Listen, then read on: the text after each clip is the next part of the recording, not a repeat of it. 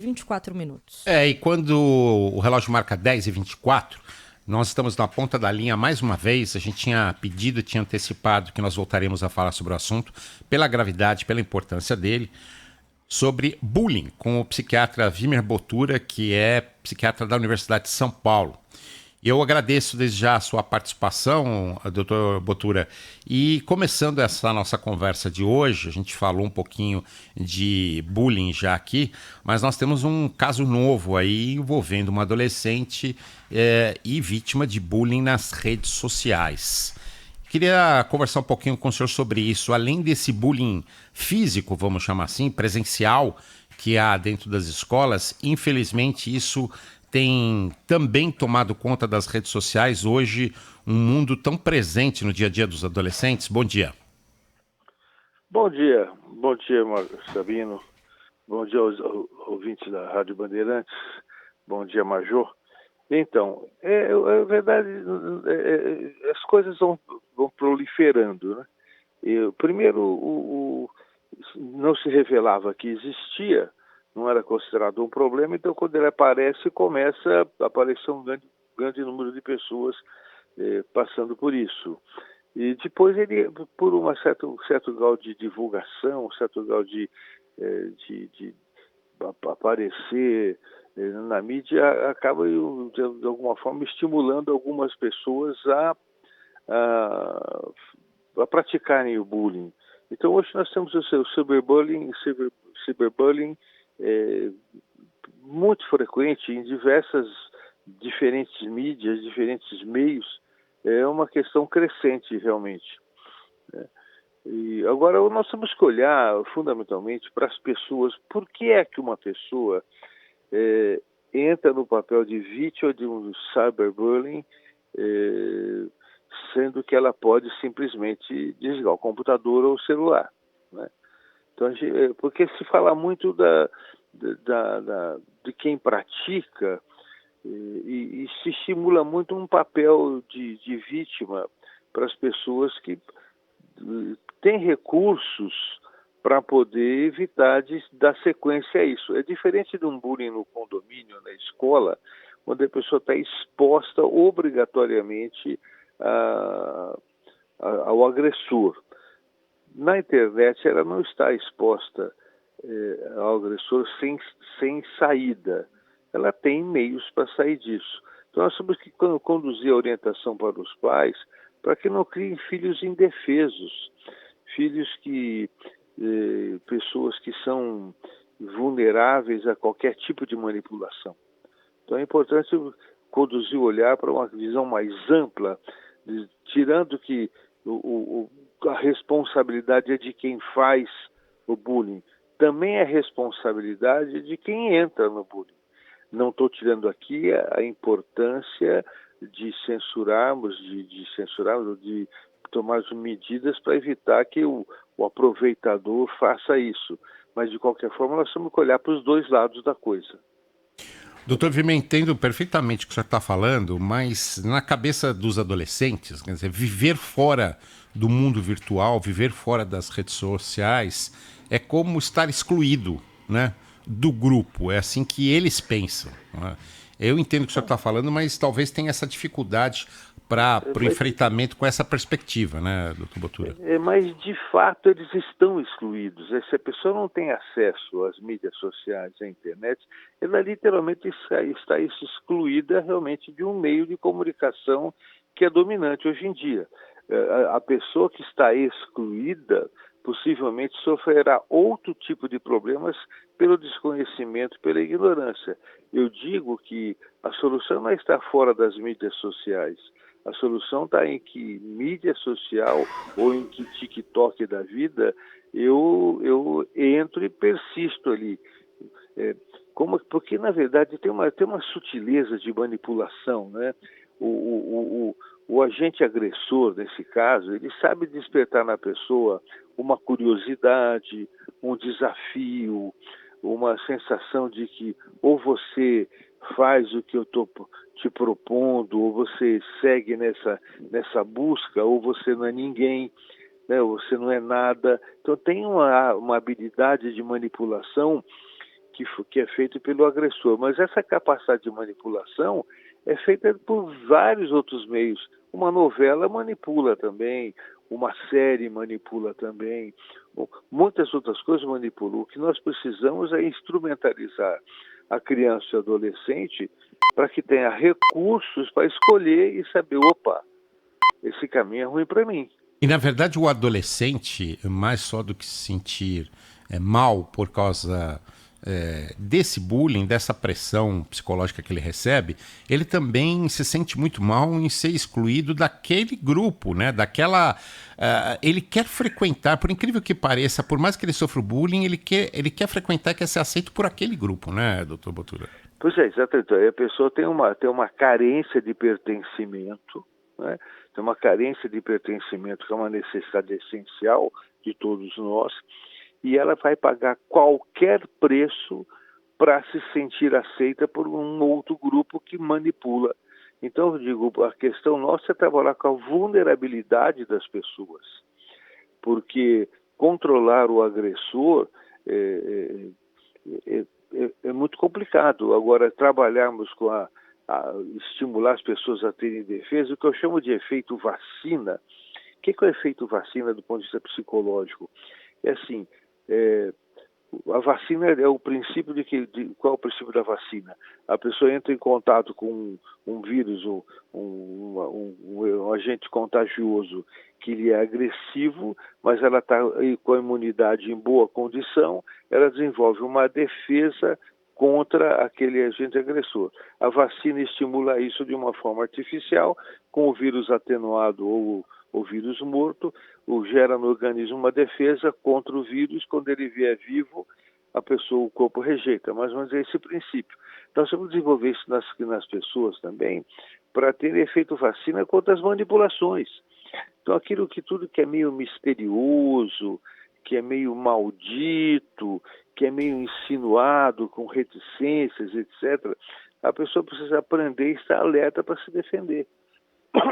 Todos esses mecanismos que temos aí de bullying, cyberbullying na internet, eles têm esse tipo de característica, né? E o jovem precisa estar instrumentalizado para falar, opa, não é para mim isso aí. Nós já brigamos contra o baleia azul, contra uma série de outros mecanismos que geravam suicídio, violência, assim por diante, e surgirão sempre outros, se as pessoas não estiverem com uma boa capacidade de defesa, né? E isso se faz com a orientação dos pais. Nós não podemos ficar criando pessoas ingênuas e indefesas, não é? Doutor Botura, alguns sinais podem indicar que a criança está sofrendo bullying, seja na escola ou na internet. Quais sinais os pais devem ficar atentos que evidenciam que a criança está sofrendo isso? Sim, por exemplo, em relação à escola, é a resistência em ir à escola, a queda do rendimento, falas pessimistas sobre a própria escola, sobre a própria ação social na escola, o isolamento. Na internet também é o mesmo tipo, a pessoa se isola mais, fica mais reticente, perde um pouco da espontaneidade, porque a espontaneidade é uma característica muito importante que nós devemos fazer com que as pessoas preservem a sua espontaneidade. Que a espontaneidade ela revela os conflitos, revela o sofrimento. Então ela vai perdendo a espontaneidade, ficando lacônica, com respostas curtas, baixo grau de comprometimento com as suas ações. Então, sempre isso significa que os pais devem ter uma observação importante sobre isso. Mais do que isso, os pais devem observar a criança sempre, serem bons observadores, terem boa escuta, porque se há bons observadores e boa escuta, a criança possivelmente não precisará, ou precisará muito menos, desses reforços da internet. Então ela não vai pagar caro para obter aquele pouco que a internet lhe dá, né? Agora, percebido esse sinal do bullying, da criança sendo vítima de bullying, o que os pais devem fazer? Isso é muito importante. Acho que essa pergunta é a mais importante de quase tudo aqui. Primeira coisa é a seguinte: nós temos que trabalhar ajudando as pessoas a diferenciarem entre um mecanismo que gera problemas e eleger culpados. A tendência de todos nós é eleger culpados. Então a culpa é do bullying, a culpa é da mídia, a culpa é da internet, a culpa é do fulaninho, a culpa é do cicrano. Quando nós elegemos culpados, nós desprezamos o mecanismo e assim eliminamos o culpado, impedimos o culpado como se o problema tivesse desaparecido. Não, ele continua se repetindo. Por isso, toda a minha fala aqui, eu quero fortalecer muito essa visão de compreender um mecanismo. Nós já lutamos contra diversos sites, diversas formas de internet, diversas pessoas que provocam essas situações, eliminamos, proibimos, impedimos, ou elas passam por si só, mas o problema continua, porque existe um mecanismo que se repete.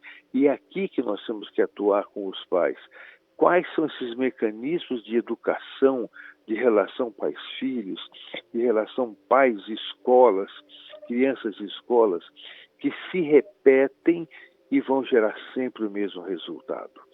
Um dos vícios de mecanismo é a culpabilização, é achar um culpado e uma vítima.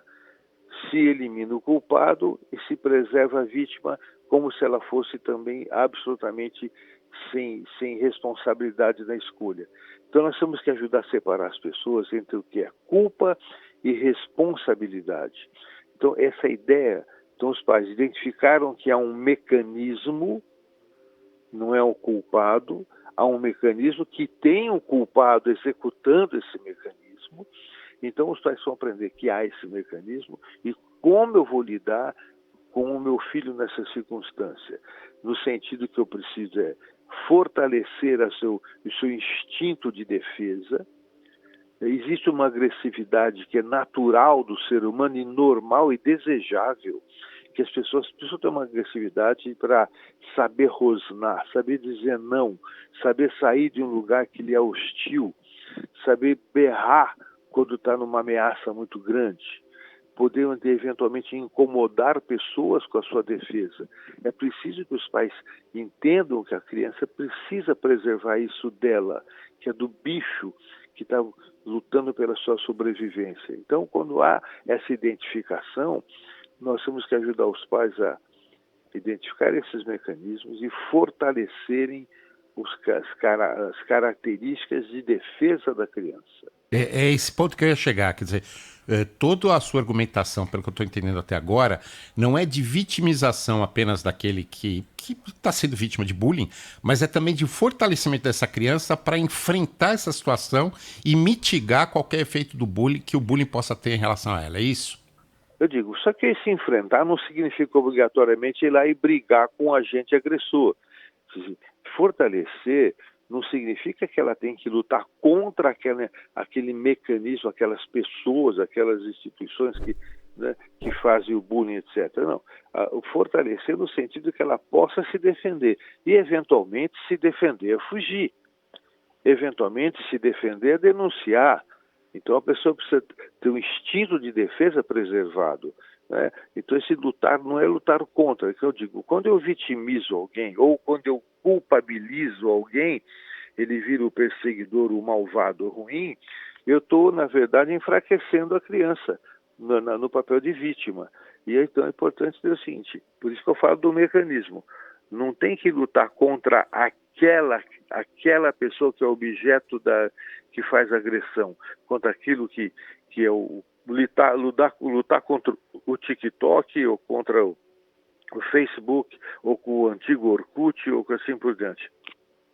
É preciso a pessoa lutar contra a agressão, contra a sua submissão, a sua necessidade de se adaptar aos outros, fortalecer a pessoa. Isso é muito importante, isso, porque o lugar comum nosso é ficar sempre atirando que há um culpado. Né? E sempre que há um culpado, há uma vítima. Então nós temos que tirar esse papel disso. Doutor Botura, o Senado aprovou na última terça-feira do dia 12 de dezembro, uma proposta de lei que tipifica como crime no Código Penal o bullying e o cyberbullying, ou seja, essa intimidação física, psicológica, seja ela por meio virtual ou não. A pena prevista pelo projeto para o crime de cyberbullying é de prisão de 2 a 4 anos e multa. Já para o bullying, a previsão é apenas de multa, isso de acordo com o projeto. E agora esse projeto segue para a sanção presidencial. Como o senhor avalia essas medidas dentro desse projeto de lei? Olha, se não me engano, nós temos já, essa seria a terceira lei, que é uma lei de 2016 no governo Dilma, uma lei de 2018 ou 2019, e teria essa. São medidas que o Estado pode tomar e está na capacitação dele. Eu, pessoalmente, não acredito, eu pessoalmente acredito que isso não resolva muito. Porque o bullying muitas vezes não tem uma identidade. Sabe, é como sair caçando aí os pedófilos. Caça e continua acontecendo, assédio moral no emprego, na atividade.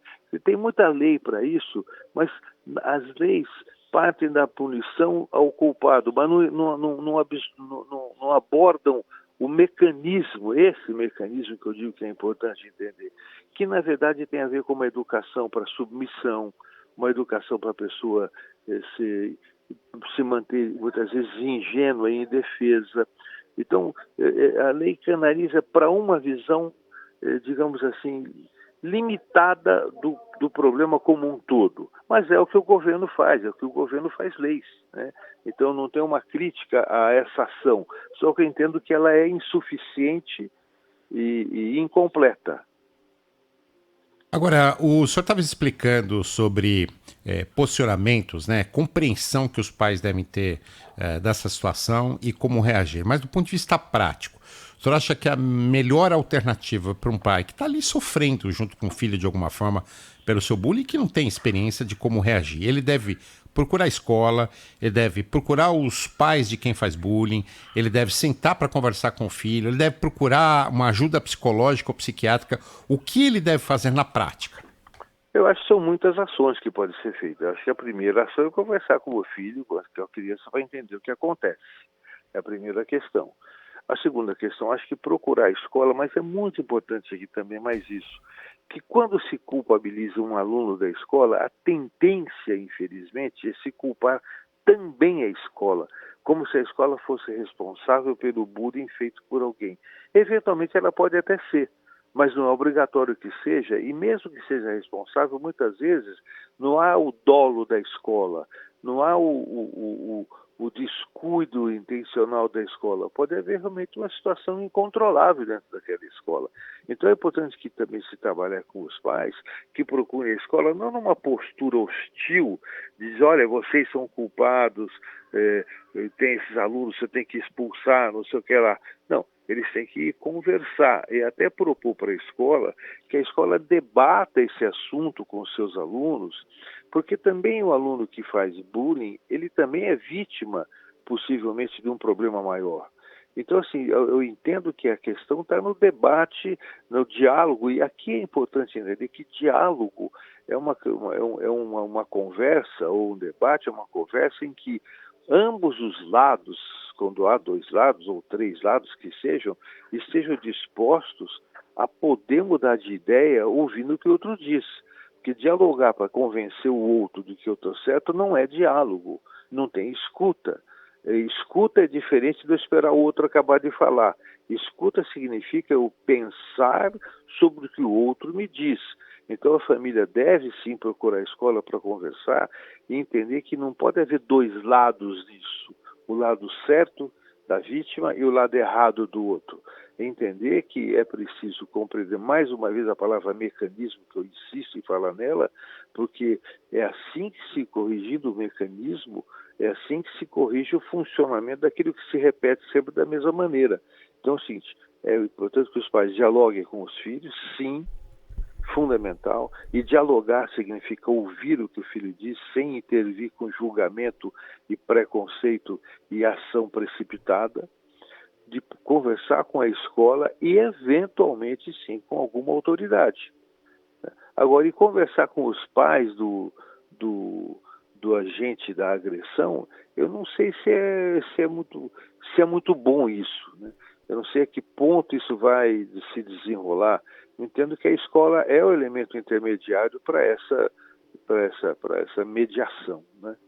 Esse ano, no estado de São Paulo, nós tivemos 2 episódios muito trágicos em escolas públicas aqui do estado de São Paulo. Em um episódio, uma aluna morreu e outros 3 ficaram feridos depois de um ataque a tiros. E também uma professora, perdeu a vida também em uma escola da zona oeste aqui de São Paulo. Eu lembro que, na época, surgiu ali a informação de que em toda a rede de ensino do estado de São Paulo existiam 550 psicólogos atuando com os alunos de mais de 5.300 unidades. Qual é o apoio, né, necessário que esses psiquiatras, esses psicólogos, melhor dizendo, devem dar a esses alunos? Qual é a quantidade de psicólogos que é importante ter? E esse acompanhamento semanal, conversar com todos os alunos, como que isso deve ser feito na rede pública do estado de São Paulo? Falar de política pública é muito complicado, porque o Estado, seja qual for, né, ele vai sempre dimensionar por um nível médio, né? Então, assim, quando nós temos o pico sempre supera a capacidade do Estado de resolver. É assim no serviço de saúde, é assim em todas as questões. Então, o Estado sempre vai estar insuficientemente preparado para dar tudo que nós precisamos. Isso não me refiro aqui a governo A, B ou C, mas é a questão dos números, né, de como os números eles são calculadas as questões. O Estado não pode contratar profissionais pelo número máximo. Ele tem lá umas regras de sobrevivência financeira do Estado, assim por diante. Mas é claro que deve-se ter mais psicólogos na escola. Agora, esse número de 1 para 50 ou para 100, seguramente o número sempre vai ser insuficiente.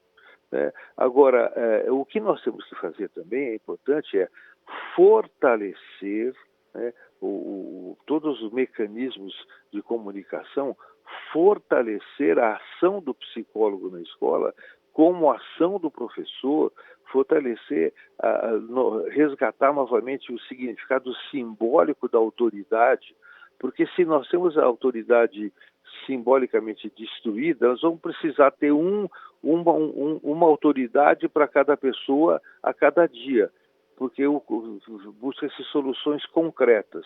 Se põe câmera, se põe policial na porta, se faz campanhas, e isso não funciona, porque o significado simbólico da autoridade está destruído. O que é o significado simbólico? Eu respeito a meu pai, mesmo ele não estando perto de mim, porque ele tinha um significado para mim. Eu respeito as regras, as leis, porque ela tem um significado simbólico para mim. Eu não preciso de alguém ao meu lado toda hora me impedindo, me proibindo, me castigando. Quando o significado simbólico é destruído, nós vamos ter que ter as medidas concretas. Então, cada vez mais câmeras, cada vez mais tudo. E o que acontece? Hoje as pessoas não saem à rua. Não é só na cidade de São Paulo, não. Mesmo no interior, as pessoas já não andam mais nas ruas porque tem medo. Ora, uma sociedade com medo é uma sociedade pronta para reagir agressivamente. Então, eu digo, a solução aqui importante nós temos de trabalhar é o resgate do significado simbólico da autoridade. Não adianta pôr 500 psicólogos numa escola se a voz dele não for ouvida, se ele não tiver significado. O professor hoje está destruído como representação de autoridade simbólica. Então, nós temos que resgatar esses valores que estão destruídos efetivamente. E quanto mais nós trabalhamos elegendo culpados, ainda mais culpados que não têm identidade própria, ou seja, é um TikTok da vida, elegendo esses culpados, nós, na verdade, estamos estimulando o enfraquecimento do indivíduo. Queria agradecer a participação aqui no Manhã Bandeirantes, Dr. Wimmer Bottura, falando, ele que é psiquiatra da Universidade de São Paulo, falando sobre essa questão do enfrentamento que a sociedade tem que ter contra o bullying. Dr. Wimmer, muito obrigado pela sua participação. Um feliz ano novo para o senhor. Obrigado, felicitar para vocês também. Boa sorte com vocês. Obrigado. Tchau. Até mais. Tchau. Agora, 10 horas e 49 minutos.